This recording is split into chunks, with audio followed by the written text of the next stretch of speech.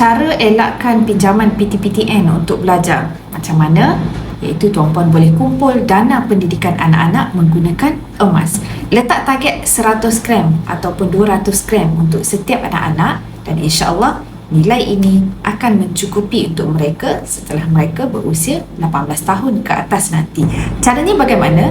Tuan-puan boleh letakkan target untuk menabung emas sekitar 1 gram ke 2 gram sebulan khusus untuk setiap anak. Caranya bagaimana? Tuan-puan boleh buka akaun emas Gap Junior daripada Public Gold.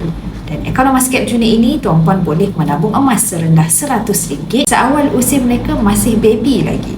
Dan ini adalah keistimewaan di akaun emas Gap Public Gold. Macam mana nak bermula? Tuan-puan boleh rujuk pin video saya untuk langkah mudah daftar akaun junior untuk anak-anak tuan-puan dan nanti saya akan bantu anda cara terbaik menabung emas 100 gram untuk dana pendidikan anak-anak tanpa perlu pinjaman PTPTN apabila mereka nak masuk universiti nanti.